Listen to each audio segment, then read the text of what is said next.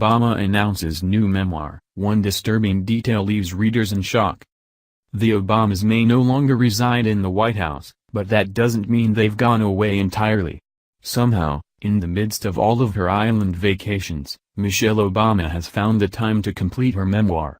The former First Lady announced the release date and title of the forthcoming book, but readers were left in shock over one disturbing detail. According to People, former First Lady Michelle Obama announced the title of her hotly anticipated first memoir, Becoming, and its November 13 release date, when it will be simultaneously published in 24 languages worldwide. Yippee! Michelle gave herself a giant pat on the back when she released a statement about the book, claiming that she had empowered others. "Writing Becoming has been a deeply personal experience," said Michelle. "It has allowed me, for the very first time, the space to honestly reflect on the unexpected trajectory of my life, how a little girl from the south side of Chicago found her voice and developed the strength to use it to empower others." Marcus Stahl, CEO of Penguin Random House, the publisher of Michelle's upcoming book, said in a statement, "Becoming is an unusually intimate reckoning from a woman of soul and substance who has steadily defied expectations, and whose story inspires us to do the same. I don't know about you, but the phrase unusually intimate in the context of Michelle Obama is enough to make me lose my lunch." As liberals began to foam at the mouth over Michelle's book announcement, astute Twitter users noticed something about the book's release date, namely, that it will come out 1 week after the November midterm elections. Coincidence? I think not. The release date of Michelle's book will undoubtedly help sell copies during a time when the political conversation in the country is buzzing.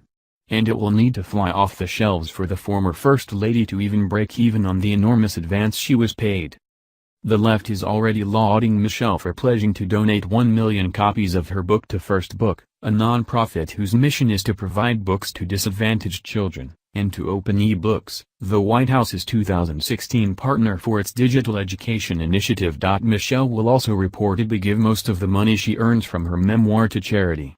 However, if you recall, the Obamas were given a history-making $65 million advance for their memories after leaving the White House.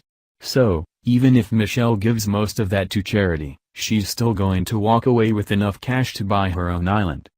Barack and Michelle Obama have signed book deals with Penguin Random House, the publisher announced on Tuesday. Financial terms were not disclosed for the books, for which several publishers had competed, although the Financial Times reported that bidding reached more than $60 million, a record sum for U.S. presidential memoirs. By comparison, fellow Democrat and former President Bill Clinton earned $15 million for rights to his 2004 memoir My Life after he left office, while Obama's immediate predecessor, Republican George W. Bush, reaped some $10 million from his 2010 book Decision Points. Source: The Guardian. Meanwhile, President Donald Trump is working for free, but you don't see anyone on the left applauding him for doing so. Indeed, the president had donated his entire salary each quarter to a different organization, but even this was not good enough to appease those on the left who seem intent on hating him no matter what. Michelle Obama's memoir is sure to be little more than page after page of